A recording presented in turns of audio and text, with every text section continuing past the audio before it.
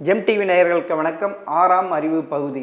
சமீபத்தில் திமுகவின் இளைஞர் அணி 2வது மாநாடு சேலத்தில் நடைபெற்றது. அங்கு பல தீர்மானங்கள் நிறைவேற்றப்பட்ட. அதோடு அயோத்தியில் ராமர் சிலை பிரதிஷ்டை செய்வதை தமிழக அரசின் கட்டுப்பாட்டில் உள்ள இந்து கோயில்களில் அதற்கு ஆதரவாக பூஜை புனஸ்காரம் செய்யக்கூடாது என்று வாய்மொழி உத்தரவு இட்டுள்ளது. இதை குறித்து மூத்த பத்திரிகையாளரும் ஐபிடிஎஸ் ஒருங்கிணைப்பாளருமான நாராயணசாமியிடம் கேட்போம். சார் வணக்கம். சார் வணக்கம் சார். அயோத்தியில் ராமர் பிரதிஷ்டை செய்கிறப்ப தமிழகத்தில் உள்ள இந்து அறநிலைத்துறை கட்டுப்பாட்டில் உள்ள கோயில்களில் ராமர் பெயராலோ இல்லை சங்கல்பமோ பஜனையோ அது எதுவும் ஒளிபரப்பக்கூடாதுன்ட்டு இந்து அறநிலைத்துறை அமைச்சர் சேகர் பாபு வாய்மொழி உத்தரவு விட்டிருக்காரு சொல்றாங்க. அது உண்மைதானே சார்? வாய்மொழி உத்தரவு விட்டது உண்மை. எந்த ஆதாரத்தை சொல்றீங்க? அதாவது சார், இவங்க நாங்கள் அப்படி ஒரு வாய்மொழி உத்தரவுலாம் இடலைன்னு சொல்லிட்டு அவர் இப்போ அதை மறுத்து அதை அறிக்கை விட்டுருக்கிறாரு. அது வேறு விஷயம். ஆனால் வாய்மொழி உத்தரவு தான் விட்டுருக்கிறாரு அப்படிங்கிறதுக்கு மிக சரியான இது என்னன்னு கேட்டிங்கன்னா, நீங்கள் இன்றைக்கி போய் எல்லா தமிழகத்தில் இருக்கிற பெரும்பான்மையான பெருமாள் கோயில், அதாவது ராமருடைய அவதாரமான பெருமாள் கோயில்களில் நீங்கள் பாருங்கள், எல்லா கோயில்கள் முன்னாலேயும் 4-5 போலீஸ்காரங்க இன்றைக்கி பந்தோபஸ்துக்கு நிற்கிறாங்க. இத்தனை வருஷமாக கிடையாது, இத்தனை நாள் இந்த மாதிரி எந்த கோயில் முன்னாலே போலீஸாரை நிறுத்தினது இல்லை. இன்றைக்கி ஏன் நிறுத்துகிறாங்க? முதல் காரணம், அங்கே யாராவது வந்துடுவாங்க, அவங்க பஜனை பாடுறதோ அல்லது அங்கே ஒரு பூஜை புனஸ்காரம் செய்யலாம் அப்படின்னு சொல்லிட்டு வரக்கூடியவங்களை தடுத்து நிறுத்தணுங்கிற நோக்கத்துக்காக தான் நிறுத்தியிருக்காங்க. இது நீங்கள் எங்கே வேணாலும் பார்க்கலாம். இது நான் சொல்கிறது போய்னா நீங்கள் எங்கே வேணாலும் நீங்கள் அதை இன்றைக்கி சென்னையிலே நான் இன்றைக்கி பல கோயில்கள் முன்னால் அதை நான் பார்த்துட்டு வரேன். இது வரைக்கும் இல்லாத ஒரு விஷயத்தை இன்றைக்கே அதை செய்கிறாங்க. இதுதான் வாய்மொழி உத்தரவுக்கான இது விஷயம் சார். பொதுவாகவே திமுகவினவை இந்துக்களுக்கு எதிரான ஒரு கட்சி என்று சொல்றது. இப்படிலாம் செய்கிறப்ப இங்கே தமிழகத்தில் உள்ள இந்துக்கள் கிட்ட ஒரு ஒற்றுமை ஏற்பட்டு இன்னும் அதுக்கு எதிராக திரும்பது வாய்ப்பு இருக்குல்ல? கண்டிப்பாக வாய்ப்பு இருக்குது. இப்போ ஒரு உதாரணமாக சொல்லலாம் சார். இப்போ நீங்கள் ஒரு தமிழ்நாட்டை பொறுத்த வரைக்கும் 82% இந்துக்கள் இருக்கிறாங்க. மீதம் இருக்கக்கூடிய 18% சிறுபான்மையினருடைய வாக்குகளை கவரணுங்கிற அந்த நோக்கத்தின் அடிப்படையில் தான் திமுக தொடர்ந்து செயல்பட்டு வர்றாங்க. நம்ம என்ன சொல்கிறோன்னா, தமிழகத்தை பொறுத்த வரைக்கும் இந்த திமுகவுடைய, அதாவது இந்த இந்துக்களுடைய வாக்குகள் திமுக அல்லது அதிமுகவுக்கு ஸ்பிளிட் ஆகி போகும். மற்றபடி இங்கே ஒரு மதவாதம் அப்படிங்கிற ஒரு விஷயம் இங்கே தலை தூக்குனது கிடையாது. அதுக்கு ஒரு தீவிரமான எண்ணங்களோ அது மாதிரி கிடையாது. ஆனால் இது வரைக்கும் அப்படி இல்லை. இவங்க இப்போ ஒரு புதுசாக ஒரு விஷயத்தை உள்ள இன்புட் பண்ணும்போது தேவையில்லாமல் அவங்களுடைய மத உணர்வுகளை தூண்டி விடக்கூடிய வகையில் தான் திமுக அரசுடைய செயல்பாடு இப்போ இருக்கிறதா இப்போ நான் பார்க்குறேன். ராமருக்கு கோயில் கட்டணும் அப்படிங்கிறது கிட்டத்தட்ட ஒரு 500 ஆண்டுகளுடைய கனவுங்க அது. இதனால் மற்ற மதங்களை நம்ம புண்படுத்தணுங்கிற அவசியமோ அதை பற்றி நம்ம பேச வேண்டிய அவசியம் இல்லை. ராமருக்கு கோயில் கட்டணும், கட்டிட்டாங்க. கட்டலை. இப்போ முதற்கட்டமான இந்த பணிகள் முடிவடைஞ்சிருக்கு. இன்றைக்கி அது கும்பாபிஷேகம் இன்றைக்கி நடக்குது. இந்த மாதிரியான சூழலில் இதை நீங்கள் ஒரு மதவாத செயல் மாதிரி அவங்க இதை எஸ்டாப்ளிஷ் பண்ண வேண்டிய அவசியம் இல்லை. இதனால் நிறைய இந்துக்கள் திமுகவுக்கு எதிராக போகக்கூடிய அபாயம் இருக்குங்கிறத திமுக உணரலை. ஆனால் வரக்கூடிய தேர்தலில் இது வெளிப்படுறதுக்கு வாய்ப்பு அதிகமாக இருக்குது. இதைத்தான் பாஜக எதிர்பார்த்துச்சு. ஆனால் அவங்க என்ன எதிர்பார்த்தாங்களா, அதுக்கு இவங்க துணை பெற மாதிரி தெரியுது. நீங்கள் சொல்கிறத பார்த்தோன்னா அவங்க ஏதோ பஜனையோ ஏதோ பண்ணிட்டு போயிட்டு இருந்தா எந்த ப்ராப்ளம் இல்லை. ஆமாங்க, இவங்களே அதுக்கு இன்னும் எண்ணெய் ஊற்றி இதெல்லாம் பாஜகவை இங்க வர கால் ஊன்ற முடியாது சொல்றவங்க இவங்களே அதுக்கு வித்திடுறாங்க. ஒரு ரொம்ப சின்ன உதாரணம், நீங்க ஒரு கிறிஸ்தவ தலங்களையோ அல்லது இஸ்லாமிய தலங்கள்லயோ ஒரு வழிபாடு நடக்குது அப்படின்னாக்க நீங்க இந்த மாதிரி நீங்க ஏதாவது தடை விதிப்பீங்களா? இது வரைக்கும் நீங்க விதிச்சிருக்காங்களா? இல்லை. ஆனா இன்னைக்கு ஏன் நீங்க விதிக்கணும்னு நினைக்கிறீங்க? தேவையில்லை. நாங்கள் பூஜை பண்ண போகிறோம், இன்றைக்கி அன்னதானம் பண்ண போகிறோம், நாங்கள் எங்களுடைய பஜனை பாடல்களை பாட போகிறோம் அப்படின்னு சொல்லி வராங்கன்னா இந்த இவங்களே வரட்டுமே, செஞ்சுட்டு விட்டுருங்க. அவன் பாட்டுக்கு வருவான், சாமியை கும்பிடுவான், பஜனை பாடல்கள் பாடுவான், போயிடுவான். அவனுக்கு சாப்பாடு போட்டு அவன் பாட்டுக்கு போயிடுவான், முடிஞ்சு போச்சு. இந்த இடத்துல நீங்கள் இதுக்கான மத சாயம் அவனும் பூசுனதான் நீங்கள் நினைக்க வேண்டியதில்லை. நீங்களே இப்போ பூசணுங்கிற அவசியம் இல்லாமல் போயிருக்கும். அதுதான் இருக்குது இப்போ. சார் இப்போ இந்து அறநிலையத்துறை வந்து கட்சிக்கு அவங்க ஓட்டு போடும். இப்போ வந்து இந்த நடவடிக்கையினால தமிழக இந்துக்களுக்குள்ள ஒரு மாற்றம் ஏற்பட்டு ஜாதியெல்லாம் மறந்து நம்மளாம் இந்துக்கள் இப்படியே நம்ம சிதைஞ்சு போயிருந்தா இந்த அரசுகள் வருகின்ற திராவிட கட்சிகள் நம்மளை இன்னும் அழுத்துவாங்க, நம்மளுடைய மதத்தை அழிச்சிடுவாங்கன்ட்டு அப்படி ஒரு எண்ணம் வருமா? இது வரைக்கும் வந்து இதுக்கு முந்தைய காலங்களில் வந்து இவங்களை பொறுத்த வரைக்கும் பெருசாக நினைக்கல. நம்ம அதாவது மத அடிப்படையில் வந்து நம்ம தமிழ்நாட்டில் இருக்கக்கூடிய மக்கள் வந்து எப்போதும் மத அடிப்படையில் என்றைக்குமே வாக்குகளை செலுத்தினதில்லை. அப்படி செலுத்தியிருந்தா கண்டிப்பாக அது இருக்கு சார். அது வந்து தவிர்க்க முடியறதில்ல. ஆமா, தவிர்க்க முடியலை. ஏன்னாக்கா கட்சிகளை அப்படி ஜாதிகள அடிப்படையில் தான் வந்து வேட்பாளர்கள் நிறுத்துறாங்க. அதனால அது தவிர்க்க முடியலை. ஆனால் மதவாதம் அப்படிங்கிறது வந்து இங்கே என்றைக்குமே இல்லாமல் தான் இருந்துச்சு. ஆனால் இது மாதிரி தேவையில்லாத சில அழுத்தங்களை வந்து கொடுக்கும்போது உங்களுக்கு இப்போ ஆட்டோமேட்டிக்காக வரக்கூடிய பாராளுமன்ற தேர்தலில் வந்து பாஜகவுக்கு மிகப்பெரிய வாக்கு வங்கி வந்து உயர்வதற்கான வாய்ப்பு இருக்கு. அந்த வாய்ப்பை ஏற்படுத்தி கொடுத்தது மக்கள் அல்ல, திமுக அரசு தேவையில்லாமல் மேற்கொள்ள கூடிய இது மாதிரியான நடவடிக்கைகள் தான் வந்து அவங்களுடைய வாக்குகள் வந்து யாருக்கும் பாஜகவுடைய வாக்கு வங்கியை உயர்வதற்கு காரணமாக அமைய போகுது. 2014 சரி 2019 சரி மோடி என்ற ஃபேக்டரி இருந்தப்போ கூட பெரிய, ஆனால் இங்கே எடுப்பலையே சார். இப்போ இந்த வருகின்ற 2024 பாராளுமன்ற தேர்தல் பாஜகவுக்கும் மோடிக்கும் ஆதரவாக போவான்னு நினைக்கிறீங்க சார்? ராமர் கோயில் கட்டுவதற்கு முன்பு வரை இருந்த நிலை வேற இந்தியா முழுக்க.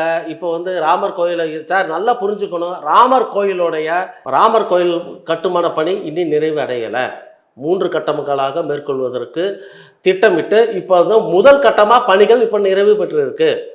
ஆனால் அதுக்குள்ளேயே வந்து இவங்க இன்றைக்கி கும்பாபிஷேகம் செய்கிறாங்க. எதுக்காக செய்கிறாங்க?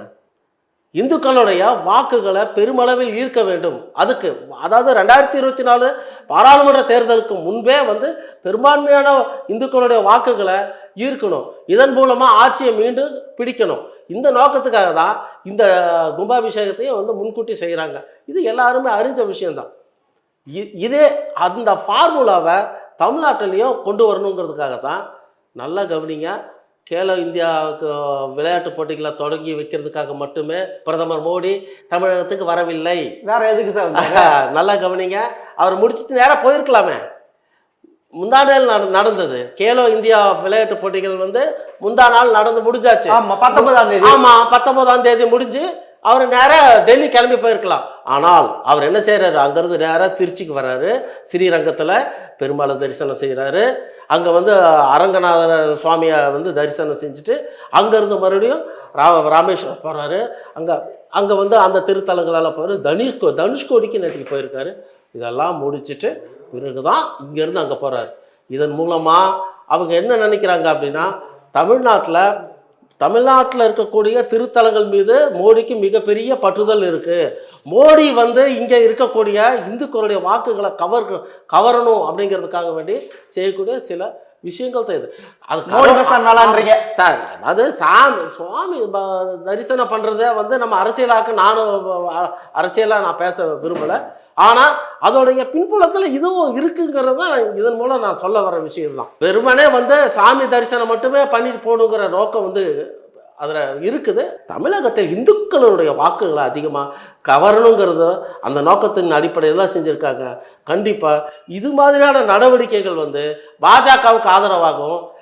இந்த கோயில்களுக்கு போயிட்டு இங்கே பூஜை பண்ணாதீங்க, சாமி கும்பிடாதீங்க, பஜனை பாடாதீங்க, சாப்பாடு போடாதீங்க, பக்தருக்கு உணவு கொடுக்காதீங்க அப்படின்னு சொல்லி, ஆமாம், இது மாதிரியான நீங்கள் அழுத்தி வைக்கக்கூடிய விஷயங்களால் இதுவரைக்கும் அவங்களுக்கு வாக்களித்தவங்க கூட எதிராக வாக்களிப்பதற்கான மனோபாவத்தை அவங்க ஏற்படுத்துகிறாங்க.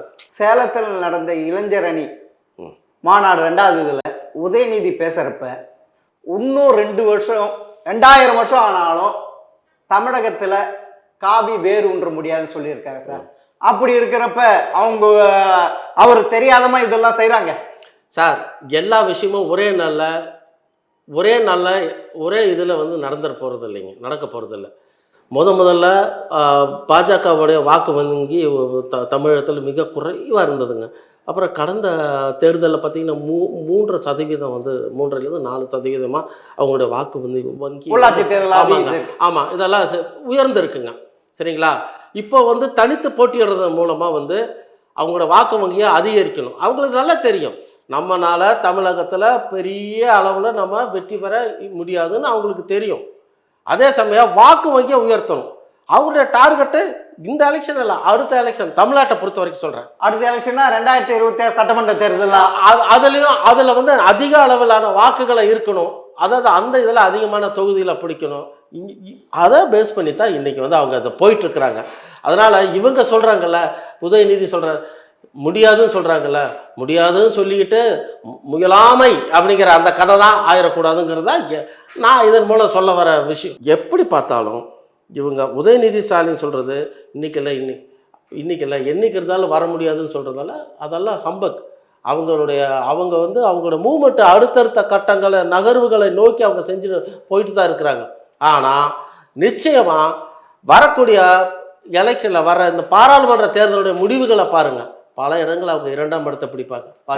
பாஜக பல இடங்கள சார் அதிமுக சார் 2 திராவிட கட்சி இருக்கிறப்ப எப்படி சார் இன்னொரு இப்போதான் வெறும் 4% வச்சிருக்கிற கட்சி எப்படி சார் 2000 வர முடியும்? சார் 2014 எலெக்ஷன் மறந்துருக்க மாட்டீங்கன்னு நினைக்கிறேன். 2014 எலெக்ஷனில் சரிங்களா, பாஜக எத்தனை இடங்களில் வெற்றி பெற்றது?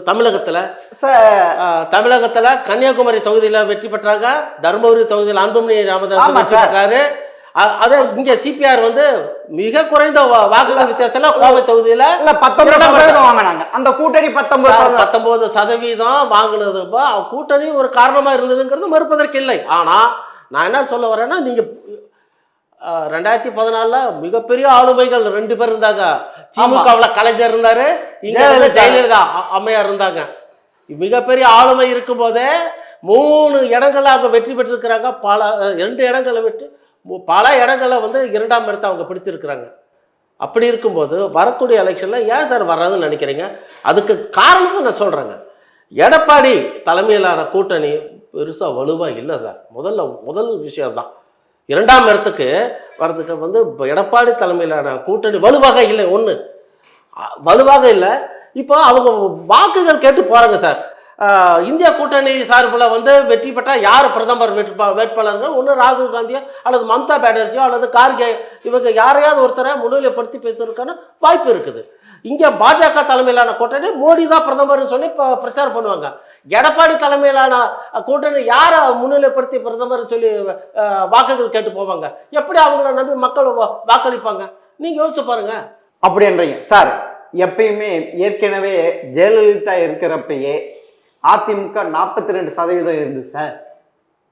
அப்படி இருக்கிறப்ப அந்த சதவீதம் அப்படியே தானே இருக்கும். இல்ல அது குறைஞ்சிருச்சு சார். குறைஞ்சிருச்சு. ஆமா சார். உள்ளாட்சி தேர்தல் 19% குறைஞ்சிருச்சு சார். காரணம் ஆனா பார்லிமெண்ட் இதுல இப்படியே போயிடாது இல்ல சார். இல்ல 96 ஜெயலலிதாவே தோத்து போயிட்டாங்க அந்த ஆட்சியே இருக்க. அப்படி இருக்கிறப்ப திருப்பியும் எடப்பாடி ஏன் மேல வர முடியாதுன்றீங்க சார்? வருவதற்கான வாய்ப்பு இங்க மிகவும் குறைவா இருக்க காரணம் வந்து சார், நீங்க 3 விதமா பிரிஞ்சு இருக்காங்க சார். 3 இல்ல 4 விதமா பிரிஞ்சு இருக்காங்க. அது நம்ம சொல்ல வேண்டியதில்லை. ஓபிஎஸ் தலைமையில அவங்க ஒரு தனி, இங்க சசிகலா, அமமுக டிடி தினகரன், எடப்பாடி. ஆனா இவங்க என்ன சொல்றாங்க, நாங்க தான் உண்மையான அதிமுக, எங்க கையில தான் இரட்டை இலை சின்னம் இருக்கு, நாங்க தான் உண்மையான அதிமுக அப்படின்னு இவங்க சொல்றாங்க. ஆனா நீங்க கடந்த தேர்தல், இப்போ நீங்க உள்ளாட்சி தேர்தலே பாருங்களேன், இந்த அவங்களால இதுல பெருசா தென் மாவட்டங்கள்லயோ வட மாவட்டங்கள்லயோ வந்து பெருசா அவங்களால வந்து வாக்குகளை ஈர்க்க முடியலையே சார். அப்பனா நீங்க சொல்றத பாத்தீங்கன்னா திமுக வந்து சொல்லுது என்ன தெரியுமா, எங்களுக்கு எதிராக அதிமுக தான் இருக்கணும், 3ஆவதா இன்னொரு கட்சி வரக்கூடாது. அப்படின்னா நீங்க சொல்றது ஓரளவுக்கு ஒரு உண்மையா எடுத்துக்கலாமா? கண்டிப்பா எடுத்துக்கலாம் சார். இப்போ நீங்க இன்னொரு விஷயம் சார், தமிழகத்தை பொறுத்த வரைக்கும் திமுகவும் சரி அதிமுகவும் சரி என்ன நினைக்கிறாங்க, அவங்களுடைய எண்ணங்கள் என்ன அப்படின்னு கேட்டிங்கன்னா, ஒன்றா நீ இரு, இல்லைன்னா நான் இருக்கேன். 3ஆவதா பாஜகவோ அல்லது வேறு கட்சிகளோ தமிழகத்தில் உள்ளே விட்டுறக்கூடாதுங்கிறதுல மிக தெளிவாக திட்டமிட்டு அவங்க செயல்பட்டு வர்றாங்க. இதில் வந்து எந்தவித சந்தேகமும் வேண்டியது இல்லைங்க சார். எனக்கு ஒரு சந்தேகம் சார். சொல்லுங்க. மத்தியில் திமுக 16 வருஷமா பங்கு வலிச்சது. அப்ப இந்த எண்ணம் ஏன் சார் வரல? இப்ப திடீர்னு ஏன் வருது? இப்ப ஏன் வருது அப்படின்னா, நம்ம இது இப்போ அந்த கல்வி பொறுத்த வரைக்கும் வந்து அவங்களால நீட் தேர்வை ரத்து செய்வோம்னு சொல்லி இவங்க ஆட்சி கட்டில அமர்ந்தாங்க இல்லைங்களா. ஆனால் நீட் தேர்வை அவங்களால ரத்து செய்ய முடியல. அதுக்கு ஒரு காரணம் என்ன சொல்கிறாங்க, ஆளுநர் வந்து எங்களுடைய நீட் தேர்வு இதை வந்து அவங்க அந்த மசோதாவை வந்து ஒப்புதல் அளிக்க மறுத்துட்டாங்க. அது அப்படின்னா இப்ப வந்து குடியரசுத் தலைவர் போயிருக்குல்ல சார், இல்ல அதான் ஒப்புதல் தர போயிருக்கு. ஆனா இனிமே அதை ஒப்புதல் அளிக்க முடியலல்ல, வாங்க முடியலல்ல. நீட் தேர்வு ரத்துங்கிறத அவங்களால அறிவிக்க முடியல. ஏன் அறிவிக்க முடியல? அதுவும் ஸ்டேட் கவர்மெண்ட் சென்ட்ரல் கவர்மெண்டோடைய கண்ட்ரோல்ல இருக்கு. கல்வின்ற பட்டியல் அவங்க கையில இருக்கு. இதே நம்ம பட்டியலில் இருந்தது, அதாவது மாநில பட்டியலில் இருந்ததுன்னா நீட் தேர்வை இவங்களால எளிதில் ரத்து செஞ்சிருக்க முடியும். அது செய்ய முடியல. அப்போனா சார் நீங்க சொல்றீங்க இப்ப நீட் தேர்வுக்கு எதிராக தமிழகத்துல வந்து அவங்க வந்து 85 லட்சம் பேருக்கு கையெழுத்து, ஆனா தமிழகத்துல வந்து 7 கோடி மக்கள் இருக்கிறாங்க. அப்போனா 85 லட்சம் பேர்கிட்ட தான் கையெழுத்து வாங்கியிருக்காங்க. அப்போனா நீட் தேர்வுக்கு தமிழக மக்கள் ஆதரவு தராங்களா? எடுத்துக்கலாமா? அப்படி எடுத்துக்கலாமா? இல்லை, அதாவது ஒரு விஷயம் கவனிக்கணும் சார். நீட் தேர்வு ரத்து செய்வோம் அப்படிங்கிறது வந்து எலெக்ஷனுக்கு முன்னால் வரைக்கும் அவங்க சொன்னாங்க. அதை வந்து ஓரளவுக்கு எடுபட்டுச்சு, இல்லைன்னு நான் சொல்லலை. இப்போ அவங்க ஆட்சிக்கு வந்து 3 வருஷம் ஆச்சு. நீட் தேர்வை இது வரைக்கும் ரத்து செய்ய முடியல. அதுக்கு காரணமாக சென்ட்ரல் கவர்மெண்ட்டாக அவங்க சொல்கிறாங்க. இதெல்லாம் இது ஒரு புறம் இருக்கட்டும். இந்த இந்த இந்த பிட்வீன் கேப்பில் இப்போ என்ன நடந்தது அப்படின்னா, நீட் தேர்வை இவங்களால ரத்து செய்ய முடியாதுங்கிறத தமிழக மக்களும் மாணவர்களும் நீட் தேர்வை மக்கள் ஏற்றுக்க ஆரம்பிச்சிட்டாங்க. மாணவர்கள் அதை ஏற்றுக்கிட்டு இப்போ அதை எழுத ஆரம்பிச்சிட்டாங்க. அதோடைய விளைவு தான் கடந்த நீட் தேர்வில் வந்து இந்தியாவிலேயே முதல் இடத்தை தமிழ்நாட்டு மாணவன் தான் வாங்கியிருக்கிறான். காரணம் என்ன? அப்போது அதை ஏற்றுக்கிட்டு வர ஆரம்பிச்சிட்டாங்க. ஆக இனி வரும் நாட்களில் நீட் தேர்வை ரத்து செய்வங்கிற முழக்கம் வந்து கண்டிப்பாக எடுப்படாது. சார் நீட் தேர்வுனால 22 பேர் சத்து இருக்காங்க சார் தமிழகத்துல. அப்படி இருக்க திமுக அரசு நீட் தேர்வு ரத்து செய்வோன்ட்டு மக்கள், குறிப்பா மக்களையும் அதுலயும் குறிப்பா மாணவர்களுடைய மனசுல சார் ரத்து செஞ்சிருவாங்கன்ட்டு ஒரு பொய்யான பரப்புரை செஞ்சிருக்குது. சரிதானா சார்? கண்டிப்பா ரத்து செய்ய முடியாதுங்கிறத அவங்களுக்கும் தெரியும். யாருக்கு? திமுகவுக்கு அது நல்லா தெரியும். தெரிஞ்சதுனால தான் எங்களுக்கு எங்க பட்டியல அதை கொடுங்க, கல்வி எங்க பட்டியல மக்களை திசை திருப்புறாங்க, மாணவரை திசை திருப்புறாங்க. அதனாலயே அவங்க இவங்களே தற்கொலைக்கு தூண்டி விடுற மாதிரி இருக்கு சார். நாங்க ரத்து செய்வோம்ட்டு மக்களை ஏமாத்திட்டு இருக்கிற மாதிரி, மாணவர் ஏமாத்திட்டு இருக்கிற மாதிரி. ஆனா இனி அந்த கோஷம் எடுபடலைங்க, எடுபடாதனாலதான் நீங்க வந்து அந்த 22 மாணவர்கள் இறந்து போயிட்டு தான் அந்த புள்ளி விவரம் இருக்கு இல்லைங்களா. இந்த நீட் தேர்வை வந்து மக்கள் ஏற்றுக்கொள்ளும் மனோபாவத்துக்கு வந்துட்டாங்க. அதனால நீங்க சொல்றது பார்த்தீங்கன்னா உண்மைதான். ஏன்னா இந்தியாவிலேயே அதிகமாக மாணவர்கள் பங்கேற்பதுல தமிழ்நாடு 3வது இடத்துல இருக்கு. அதுல எந்த ஒரு மாற்று கருத்து இல்லை. ஆனா இவங்க நாங்க வந்த உடனே நீட் தேர்வு ரத்து செய்து விடுவோம் அப்படின்னு சொல்லி, அதனால எங்களால் முடியல அப்படின்னு சொல்றதுக்கு பயப்பட்டு பாழான பெற்றோர்களையும் மாணவர்களையும் திசை திருப்பிட்டு. சரிதானா? அதை வந்து இத்தனை நாள், அதான் 2 வருஷத்துக்கு முன்னால வரைக்கும் அதை எடுபட்டுச்சு. திசை திருப்பும் பணிகள்ல ஈடுபட்டது உண்மை. ஆனா அது அப்ப எடுபட்டுச்சு, இப்ப எடுபடலை. இப்ப வந்து மாணவர்களை ஏற்றுக்கொண்டு நீட் தேர்வு அவர்களாக முன் வந்து தயாராகி எழுதுறாங்க. அதுல 10% அரசு பள்ளி மாணவர்களுக்கு இடஒதுக்கீடு கொடுத்திருக்காங்க. அதனால வந்து இப்ப அவங்க இவங்க 10% கொடுக்கணும், ஆனா அதுவும் கொடுக்கலையே சார். எதை சொல்றீங்க? இல்ல, அதிமுக அரசு வந்து 7.5% கொடுத்தாங்க மருத்துவத்துல.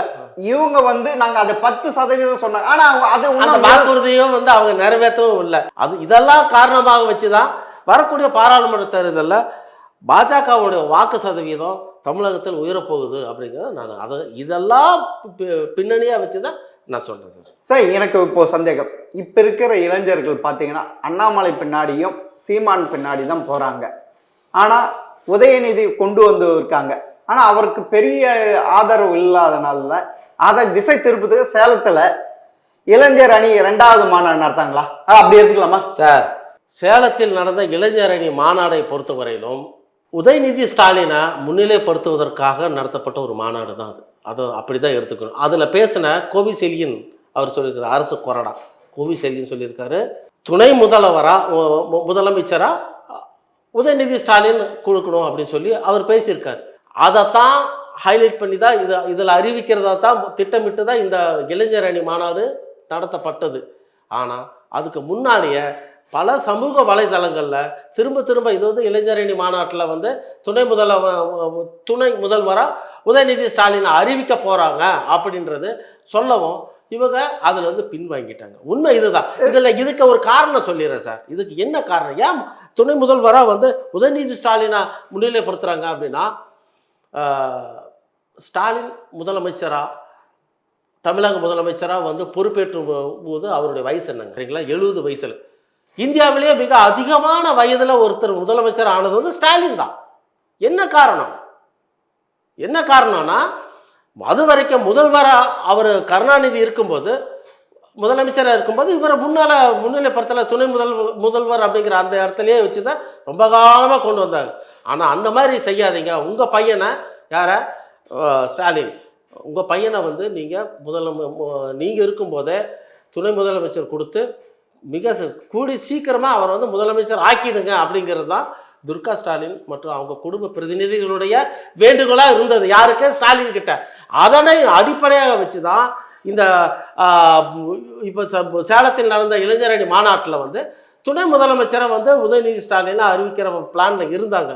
ஆனால் கடைசியாக அது வேண்டாம், இது திரும்ப திரும்ப குடும்ப ஆட்சிங்கிறது ரொம்ப சொல்கிறாங்க, நம்மளை வந்து கேவலப்படுத்துகிற மாதிரி இருக்குது, அதனால் இப்போதைக்கு அறிவிக்க வேண்டாம்னு அவங்க அது வந்து இப்போ சைலண்ட் ஆகிட்டாங்க. சார், தமிழக அரசியலில் சீமான் மிகப்பெரிய சக்தியை உருவெடுத்துட்டு வர்றாரு.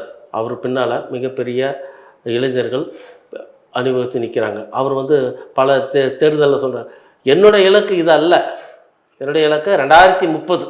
அவர் பல முறை பல இடங்களில் சொல்லியிருக்காரு. இப்போ கடந்த தேர்தலில் பார்த்தீங்கன்னாக்கா 8% இருந்த அவருடைய வாக்கு வித்தியாசம் வந்து வர்ற பாராளுமன்ற தேர்தல் அவருடைய இலக்கு வந்து 15%. கண்டிப்பாக நான் அதை எட்டி பிடிப்பேன்னு அவர் சொல்கிறார். வாய்ப்பு இருக்குது. ஏன்னா இளைஞர்கள் நிறைய பேர் அவங்க பின்னால் இருக்காங்க. அதுக்கு அடுத்தது அண்ணாமலை மீதான இளைஞர்களுக்கு நம்பிக்கை. அதான் நான் இந்த இதில் நான் என்னுடைய இதாக பதிவிடுறேங்க. ஆமாம், இவர்களுடைய வளர்ச்சி அவர்களுக்கான எச்சரிக்கை. ஏன்னா பாமக அந்த இடத்துல வர்றதுக்கு வாய்ப்பு இருக்குல்ல சார்? சார் அறிஞ்சது தானே சார். சார், இப்போ ஒரு விஷயத்த நான் சொல்லணும். பாமகவில் வந்து அன்புமணி ராமதாஸ் இருக்கார் இல்லைங்களா, அவர் ஒரு நல்ல இளைஞர், நிறைய ஒரு சமூக சிந்தனை கொண்டவர், ஆமாம், நல்ல அறிவாளி. இன்னும் சொல்ல போனா அவர் 108 ஆம்புலன்ஸ் அவர் தான் கொண்டு இதுவரைக்கும் யாரும் மக்களால் மறக்கவே முடியாது. சுகாதாரத்துறை அமைச்சராக மத்திய சுகாதாரத்துறை அமைச்சராக வந்து அவர் இருக்கும்போது 108 ஆம்புலன்ஸ் வந்துச்சு. அது வந்து இது வரைக்கும் வந்து உலகம், அது இந்தியா முழுவதும் வந்து அது மிகப்பெரிய தாக்கத்தை ஏற்படுத்துகிற அவர் ஒரு முக்கியமான நபர். ஆனால் அவரே வந்து பார்த்தீங்கன்னாக்கா அவருடைய மைனஸ் என்னன்னாக்கா, ஒரு குறிப்பிட்ட வகுப்பினருக்கு பின்னால் தான் அவங்க அணிவகுத்து நிற்கிறாங்க அப்படிங்கிற ஒரு இமேஜ் இருக்குது சார். அந்த இமேஜினால் அந்த ஒரு குறிப்பிட்ட சமுதாய மக்கள் வந்து அவங்க பின்னால் அணுகித்து போகிறதுக்கு வாய்ப்புகள் இருக்குது. ஆனால் பொதுத்தளத்தில் மிகப்பெரிய அவருக்கு வந்து ஒரு பெரிய வாய்ப்பு இருக்குன்னால சொல்ல முடியாது சார். ஆனால் இன்னொரு விஷயத்த இந்த இடத்துல ஒரு பதிவிடுறேன். என்ன விஷயம்? பாட்டாளி மக்கள் கட்சி வந்து அன்புமணி ராமதாஸ் தான் இப்போ வந்து ஒரு ஆக்டிங் தலைவராக இருந்துட்டு இருக்காரு. எனக்கு அவருக்கு வயசாயிருச்சு. நிறுவன தலைவர் டாக்டர் ஐயா ராமதாஸுக்கு வந்து அவருக்கு வயதானதுனால அவர் ஆனால் அந்த கட்சியில் ஆரம்ப காலங்கள்லேருந்து பின்தொடர்ந்து அப்படியே பயணித்து வராங்க பார்த்தீங்களா, அவங்கள நிறைய பேர் அவருக்கு எதிரான ஒரு மனோபாவத்தில் மனநிலையில் இப்போ இருக்காங்க. நிறைய இடங்களில் அன்புமணி ராமதாஸ் வந்து பழைய ஆட்களை மதிக்கிறது இல்லை, எங்களை புறந்தள்ளுறாங்க. அப்புறம் ரெண்டாவது காடுபட்டி குரு வந்து அவருடைய மறைவுக்கு இவரே ஒரு வகையில் ஒரு காரணமாக இருந்தார். அவருக்கு எதாவது ட்ரீட்மெண்ட் கொடுக்கறதுல வந்து அவங்க கொஞ்சம் சரியாக செயல்படலை. அன்புமணி ராமதாஸ் அவர்கள் வந்து பெருசாக ட்ரீட்மெண்ட் கொடுக்கல அப்படிங்கிற மாதிரி அது ஒரு சொல்கிறாங்க சார். அதுக்கு அவர் கொடுத்துருந்தா அவரை காப்பாற்றிருக்கலாம். இந்த மாதிரியான காரணங்களை முன் வச்சு பாட்டாளி மக்கள் கட்சி இல்லை வந்து மிகப்பெரிய ஒரு எதிர்ப்பு அணி வந்து அதுக்குள்ளேயே புகஞ்சிக்கிட்டே இருக்கு சார். அப்பனா ரெண்டாவது வாய்ப்பு இருக்கு. அதுதான் இதன் மூலம் நான் சொல்ல வரேன். வரக்கூடிய இன்னும் ஓரிரு சில இது வந்து இது வரைக்கும் யாருமே வெளித்தலங்களில் வராத ஒரு எக்ஸ்க்ளூசிவான ஒரு தகவல் தான். இன்னும் மிக மிக குறைந்த காலத்தில் பாட்டாளி மக்கள் கட்சி 2ஆக உடைவதற்கான வாய்ப்பு இருக்கு. சார், அது வரும்போது அப்பனா இப்ப வந்து ஒரு சமயம் திமுக உதயநிதியை துணை முதலமைச்சர் ஆக்கனா அங்க இருக்கிற பழைய ஆட்கள் திமுக இப்ப இருக்கல அது ஏத்துக்கு அங்கேயும் உடையறதுக்கு வாய்ப்பு இருக்கா? 100% ஆதரிப்பாங்களோ இல்லையா, எந்த இடத்துலயும் உடையாது. ஏன்னு கேட்டா திமுக அது குடும்ப கட்சின்னு ஆயிடுச்சு சார். அவரே அதை தானே சொல்றாங்க. ஆமா, எங்க கட்சி குடும்ப கட்சி தான், நாங்க வந்து எங்க கழகத்தில் இருக்கிறவர்கள நாங்களாம் ஒரே குடும்பம், அதனால இது ஒரு குடும்ப கட்சி தான் அப்படின்னு சொன்னாலும் அதனுடைய இன்னொரு அர்த்தம் குடும்ப கட்சி தான். இந்த கட்சியில எங்க குடும்பத்தில் இருக்கக்கூடிய நபர்கள் எல்லாம் தான் வந்து உங்களை ஆட்சி செய்வாங்க, அதனால நீங்க அதை ஏத்துக்கோங்க அப்படிங்கிற நீங்க சொல்ற எல்லாருமே ஏத்துக்கிறதுக்கு தயாரா தான் இருக்காங்க.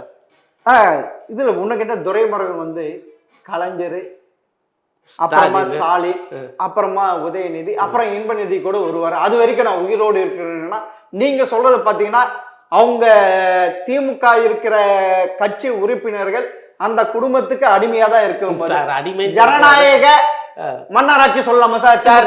ஜனநாயக மன்னராட்சிங்கிறது வந்து நம்ம ஒரு புது வார்த்தையை சொல்லி வேணா போட்டுக்கலாமே இல்லையா, உண்மை அதுதான்.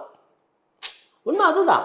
நீங்க அவர் மட்டும் சொல்லலைங்க, இன்பநிதி வந்தாலும் நாங்கள் அதை அவரை ஏற்றுக்கோம் அப்படின்னு சொல்லி அவர் மட்டும் சொல்லலை. கே நேருவும் அதை சொல்கிறாரு, ஏவா வேலுவும் சொல்கிறாரு, மகேஷ் பொய்யாமொழியும் சொல்கிறாரு, தங்கம் தென்னரசும் சொல்கிறாரு.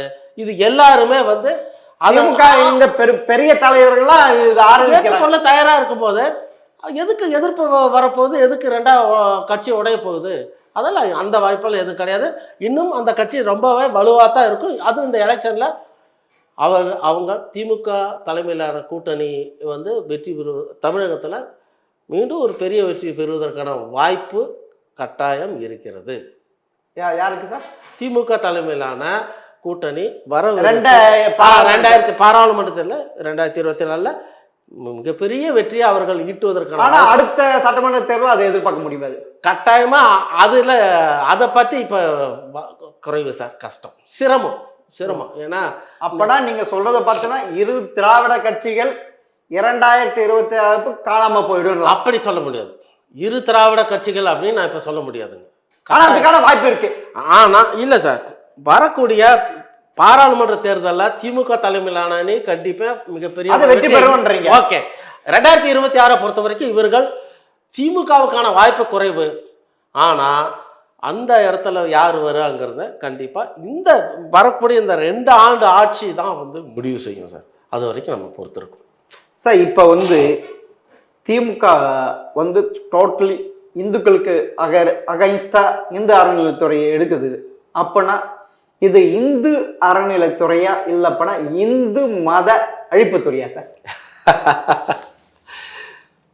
இவங்க எடுக்கிற இந்த நடவடிக்கையெல்லாம் பார்க்கும்போது நீங்கள் சொன்ன மாதிரி அப்படி தான் சொல்ல தோன்றுகிறது.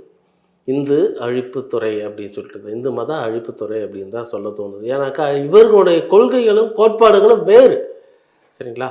ஆனால் இந்த கொள்கையை கோட்பாடுகளை வந்து திணிக்காதீங்க. நீங்கள் வந்து உங்கள் இயக்கத்தோடு சேர்ந்து நான் என்ன சொல்கிறேன்னா, திமுகவிலேயே வந்து இது ரசிக்கலை. நிறையா திமுக கட்சிக்குள்ளே இருக்கக்கூடிய பல இந்துக்கள் வந்து கோயிலுக்கு போகிறாங்க, குண்டம் மிதிக்கிறாங்க, காவடி தூக்குறாங்க, பால் காவடி, பன்னீர் காவடி, எல்லா காவடி எல்லாமே இது பண்ணுறாங்க. இந்து மத கோட்பாடுகளில் சொல்லக்கூடிய பல விஷயங்களை ஃபாலோ அப் செஞ்சுட்டு தான் இருக்கிறாங்க. அப்படி இருக்கக்கூடியவங்களை வந்து நீங்கள் அவங்கள தடுக்க முடியுமா? நீங்கள் உங்களுடைய கொள்கைகளை அவங்களுக்கு மீது திணிக்க முடியுமா? முடியாது. ஆனால் நீங்கள் உங்களுடைய கொள்கையை உங்களோட வச்சுக்கோங்க. இதை வந்து அந்த மக்களுக்கு எதிராக வந்து திணிக்கிறத வந்து கைவிட்டால் அது வந்து அவங்களுடைய திமுகவின் எதிர்காலத்துக்கு நல்லது. சரி சார், நீங்கள் சொல்கிறத பார்க்கறது 2024 ரிசல்ட் எப்படி இருக்குன்னு பார்க்கலாம் சார். உங்கள் பொன்னான நேரத்தை ஜெம் டிவி மிக்க நன்றி சார். நன்றிங்க.